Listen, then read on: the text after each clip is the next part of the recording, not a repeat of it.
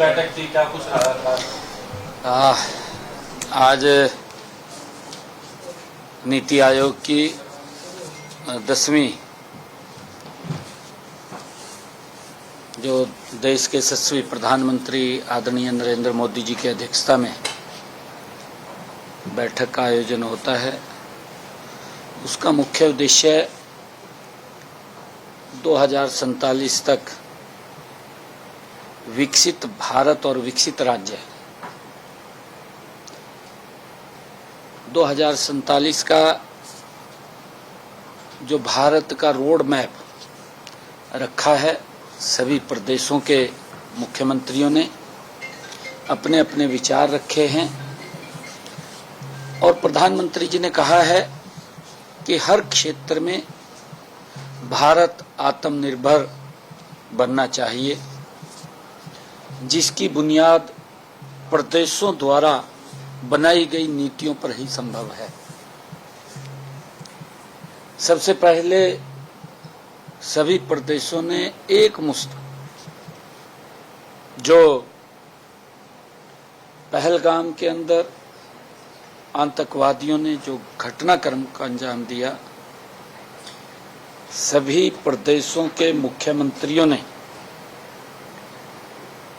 जो आदरणीय प्रधानमंत्री मोदी जी के नेतृत्व में हमारी सेनाओं ने उसका कड़ा एक्शन लेते हुए पाकिस्तान को एक कड़ा जवाब दिया है, उसकी पूरी प्रशंसा की है। प्रधानमंत्री जी को इसके लिए बधाई दी है और सेना को और आदरणीय प्रधानमंत्री जी को सभी ने एकजुटता से बधाई दी है। प्रधानमंत्री जी ने विस्तार से आत्मनिर्भरता को समझाते हुए कुछ उदाहरण भी पेश किए। प्रधानमंत्री जी ने कहा कि ग्रामीण अर्थव्यवस्था को बल दिया जाना चाहिए, क्योंकि भारत की आत्मा गांव में बसती है। उन्होंने मेक इन इंडिया पर जोर दिया है। स्वदेशी वस्तुएं खरीदने व बेचने पर भी प्रधानमंत्री जी ने जोर दिया है। हमने भी अपने विचार रखते हुए प्रधानमंत्री जी को आश्वस्त किया है कि हम आपकी नीतियों के वाहक के रूप में ईमानदारी से कार्य करते हुए विकसित भारत के आपके सपने को साकार करने में हरियाणा भी कोई कोर कसर नहीं छोड़ेगा, मजबूती से उसमें आगे लग करके काम करेंगे। हरियाणा द्वारा बनाई गई योजनाओं का ब्यौरा रखा और अपनी जो उपलब्धियों का उल्लेख भी किया। हमने आदरणीय प्रधानमंत्री जी को कि हमने पिछले दिनों क्या क्या काम किए हैं उसके बारे में भी मौखिक भी और बुकलेट के माध्यम से भी नीति आयोग को हमने बताने का काम किया है। आदरणीय प्रधानमंत्री जी की नीयत, नीति और निर्णय हमेशा राष्ट्र हित में निर्णायक रहे हैं। हमने कहा है कि प्रधानमंत्री जी को कि आपका विकसित भारत का जो विजन आत्मनिर्भर, समृद्ध, सशक्त, सक्षम, समावेशी और तकनीकी रूप से उन्नत भारत के निर्माण का है। आदरणीय प्रधानमंत्री जी ने इस विजन को, हमने कहा है कि इस विजन को साकार करना हम सब की सामूहिक जिम्मेवारी है। इसमें हरियाणा राज्य की भागीदारी सुनिश्चित करने के लिए हमने इस बात को कहा है कि हमने अपना विजन डॉक्यूमेंट 2047 वो तैयार किया है, जो राष्ट्र के विजन डॉक्यूमेंट से सामंजस्य रखते हुए हमने उसको बनाया है। इस विजन डॉक्यूमेंट को अंतिम रूप देने में तथा इसके प्रभावी क्रियान्वयन में हमें नीति आयोग की सतत तकनीकी और वैचारिक सहायता की आवश्यकता भी रहेगी। हमने इस बात को कहा है कि राज्य विजन डॉक्यूमेंट में वर्ष 2047 तक हरियाणा की अर्थव्यवस्था को हमने $1 ट्रिलियन बनाने का हमारा लक्ष्य है, ये भी हमने बताया है। आदरणीय प्रधानमंत्री जी को हमने हरियाणा में भविष्य सक्षम बनाने के लिए डिपार्टमेंट ऑफ फ्यूचर नाम से एक नया विभाग भी हमने बनाया है। यह विभाग आर्टिफिशियल इंटेलिजेंस, क्वांटम कंप्यूटिंग और रोबोटिक्स जैसी नवीनतम तकनीकों द्वारा विकसित विकास की संभावनाओं की तलाश करेगा।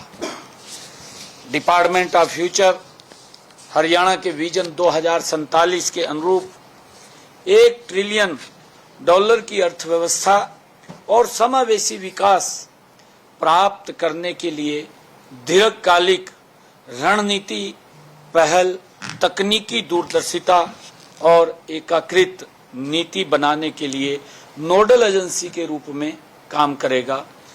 हमने इसके ऊपर बताया है। हमने नीति आयोग से ये आग्रह भी किया है कि डिपार्टमेंट ऑफ फ्यूचर को तकनीकी एवं क्षमता निर्माण में सहयोग प्रदान किया जाए।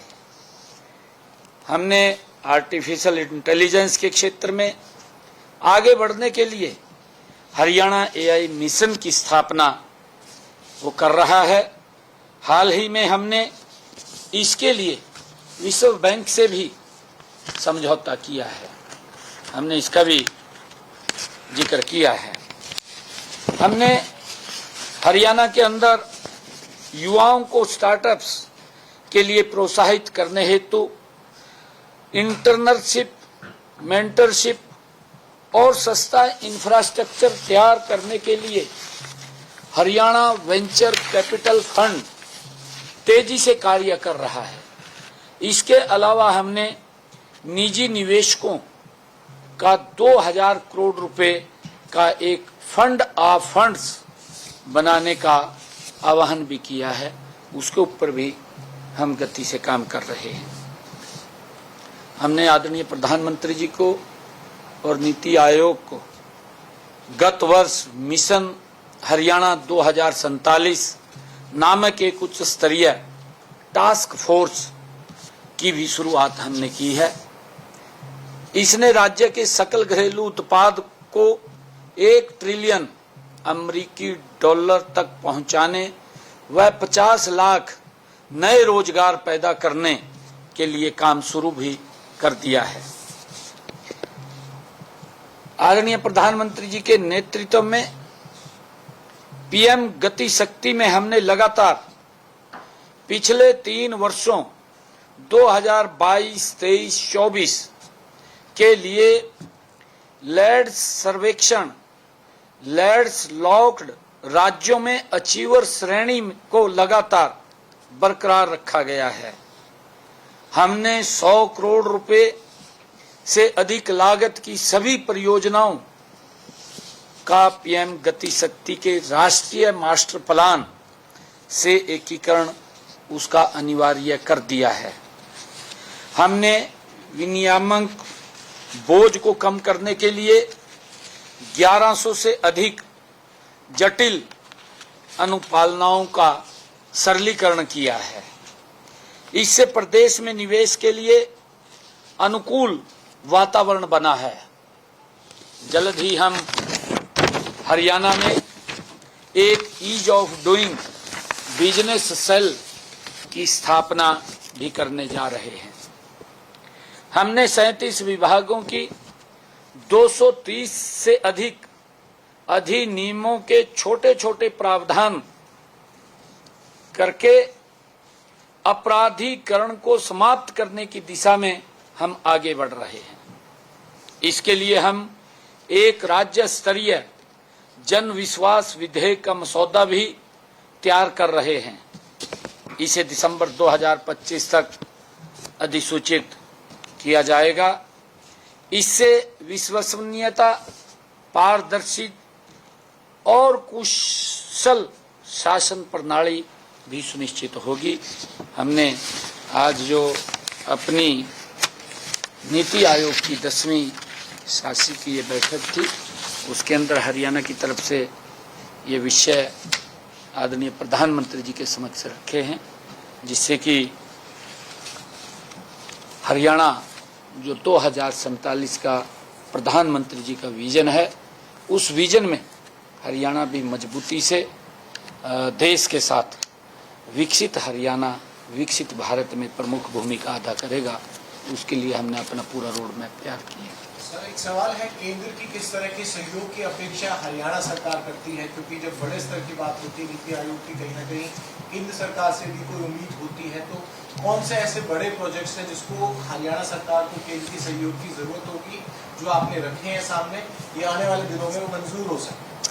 नहीं, देखिए, हमने जैसे हमारा, अगर आप लोग देखेंगे, पूरा हरियाणा का हर जिला 4 लेनिंग से कनेक्ट है। और अभी प्रधानमंत्री जी आए थे, हमारा पहला महाराजा अग्रसेन एयरपोर्ट, जिसका माननीय प्रधानमंत्री जी ने उद्घाटन किया है। और हमने एक फोरेंसिक यूनिवर्सिटी का जो रीजनल सेंटर है, जो पंचकुला में बनेगा, उसके लिए भी, क्योंकि आने वाले समय के अंदर उसकी जमीन भी हमने चिन्हित कर ली है, और वहां पर एक फोरेंसिक यूनिवर्सिटी का रीजनल सेंटर वो भी जल्दी बन रहा है। और हमने जो हरियाणा के अंदर 2 प्रमुख केंद्र, एक पंचकुला और एक गुरुग्राम के अंदर वो बनाने का, AI बनाने का निर्णय किया है। उसके बारे में भी लगातार केंद्र से जो भी हम यहाँ पर विषय लेकर के जाते हैं, उसका सहयोग वो केंद्र की तरफ से मिलता है। और हम देख रहे हैं कि उसके अंदर हमारी जो योजनाएं हैं, जो नीतियां हैं, आदरणीय प्रधानमंत्री जी ने इस बात के ऊपर भी जोर दिया है कि नदियों को आपस में जोड़ना, और उसके अंदर हम भी हरियाणा के अंदर उस के ऊपर काम कर रहे हैं, ताकि, क्योंकि हमारे हरियाणा के अंदर छोटा प्रदेश होने के नाते एक ही यहाँ पर रिवर है, और जो छोटी छोटी नदियां हैं, किस प्रकार से हरियाणा के अंदर पानी को सुरक्षित किया जाए।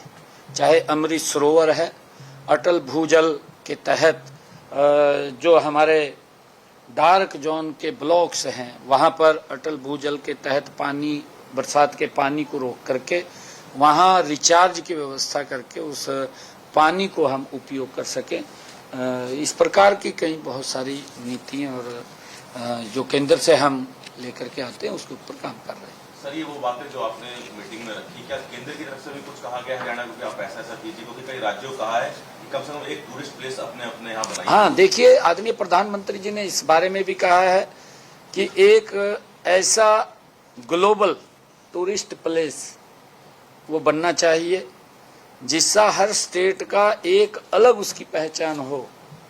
और उसको लेकर के भी हम हरियाणा के अंदर इस प्रकार का कोई टूरिस्ट प्लेस, उसके ऊपर भी काम करके उसको आगे बढ़ाने का काम हम करेंगे, ताकि उसका लाभ हरियाणा को भी और बाहर से आए हुए जो लोग हैं उनको उसका लाभ मिले।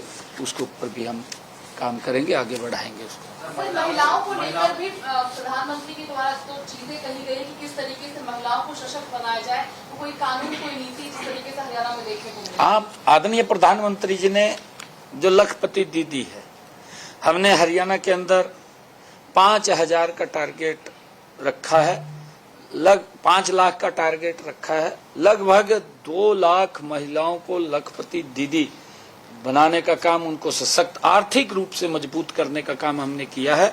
और जल्दी ही हम इसको और आगे बढ़ाने का गति से काम करेंगे। जो हमारी ड्रोन दीदी हैं, ड्रोन दीदी को भी हम उनको निपुण करके, स्किल करके ड्रोन के अंदर उनको भी आगे बढ़ाने का, सशक्त और मजबूत करने का काम हम करेंगे, ताकि महिलाओं को आगे बढ़ाया जा सके। उसको लेकर के भी हमने जो योजनाएं हैं, एक योजनाबद्ध तरीके से महिलाओं को सशक्त और मजबूत किया जाए, उसके ऊपर हम काम कर रहे हैं और भी गति से हम आगे काम करेंगे। सर, विजन 2047 की चर्चा हुई, क्या एसवाईएल को लेकर आने वाले समय में, आने वाले वर्षों में क्या ये काम पूरा हो पाएगा? क्योंकि पंजाब के मुख्यमंत्री ने भी बात की है आज मोदी जी से कि बीबीएमबी को लेकर, एसवाईएल को लेकर, हाँ, वो हमारे साथ दोहरा व्यवहार किया जा रहा है। सर, वो ये भी कह रहे हैं कि बीबीएमबी को हटा भी देना चाहिए, क्योंकि पंजाब का 60% शेयर है, पंजाब उस शेयर को वहन भी करता है, लेकिन पंजाब को उससे फायदा नहीं। देखिए, उन्होंने ये बात कही है, प्रधानमंत्री जी वहीं के बैठे थे जब वो अपना विषय रख रहे थे कि आप हरियाणा और राजस्थान के मुख्यमंत्रियों को बुला करके आप इसके ऊपर बात करें, क्योंकि जो एग्रीमेंट हुआ है, और मैं बार बार इस बात को बोलता हूं, क्योंकि ये प्रकृति का स्रोत है, प्रकृति से हमें ये पानी मिलता है, और ये जितना शेर हमारा हरियाणा का है, हम उस शेर की बात करते हैं, उससे फालतू की हम बात नहीं करते, क्योंकि राजस्थान के अंदर भी स्थितियां ऐसी हैं, हरियाणा के अंदर भी हमारा जो राजस्थान को टच करता है एरिया, वहाँ की भी स्थितियां बड़ी गंभीर हैं, क्योंकि नीचे पानी लगातार जा रहा है, और ये नहरी पानी जो पीने का पानी भी है, उसके ऊपर भी हम नहरी पानी के ऊपर निर्भर हैं। इसको लेकर के, क्योंकि पीछे भी हम लगातार इस बात को बोल रहे थे कि उस पानी को दिया जाए, ताकि लोगों को पानी की दिक्कत ना आए, और उस बात को लेकर के भी चर्चा उन्होंने की है। किसको कहा है? जल शक्ति विभाग बैठक करेगा हरियाणा, पंजाब, राजस्थान की, या अभी की स्थिति क्या है सर? पानी अब ठीक आ रहा है? हाँ, कल से पानी चालू हुआ है और अभी पहुंच रहा है, अभी धीरे धीरे करके जा रहा है।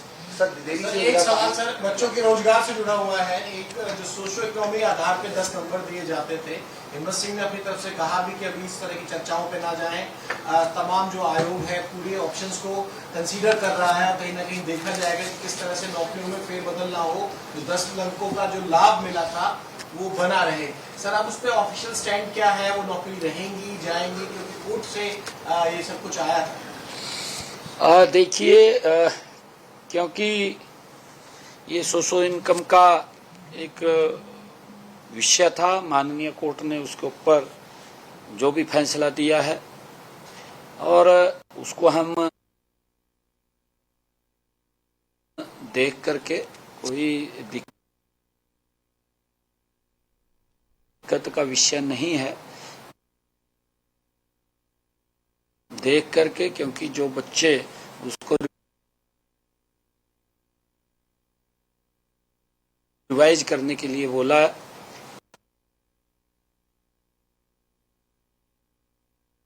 परंतु दुर्भाग्यपूर्ण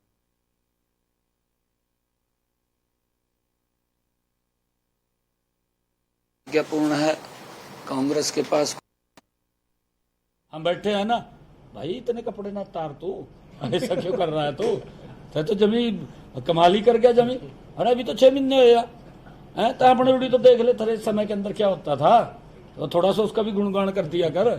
ये तो साझीदार था, उसमें सरकार के अंदर साझीदार था, जब तो देखते नहीं थे। और मैं ये भी पूछना चाहता हूं सुरजेवाला साहब को कि आप उस सरकार में साझीदार रहे हैं, 10 साल तक आप उसमें मंत्री रहे हैं, आप अपनी सरकार की बता देना कितनी नौकरी दी है 10 साल के अंदर, बता ना, हरियाणा प्रदेश के युवा जानना चाहता है। आप कहने न तो कुछ भी कही जो। सर, एक लास्ट में एक अशोक अरोड़ा का वीडियो आया, पार्टी प्रतिनिधि का, एक दीपेंद्र हुड्डा का आया, उपायुक्त से बहस का, कांग्रेस नेताओं के कुछ ऐसे वीडियो सारे अधिकारियों और पार्षदों के साथ जिस तरीके से लड़ाई की बात आ रही है। देखिए, नहीं देखिए, क्योंकि कांग्रेस बिल्कुल समाप्त हो चुकी है, क्योंकि जो बड़े बड़े सपने देख रहे थे उनके सपने चकनाचूर हुए हैं, और फिर उसके बाद जब स्थानीय निकाय के यूएलबी के चुनाव आए, उसके अंदर बिल्कुल जीरो पे आउट कर दिया है कांग्रेस को। और कांग्रेस के लोग हताशा में हैं। मैं ये कहना चाहूंगा कि अगर काम करवाने का इतना वो है तो फिर सरकार के अंदर साझेदार हो जाइए ना। ऑफर है और क्या। कांग्रेस सरकार में साझेदार हो जाइए।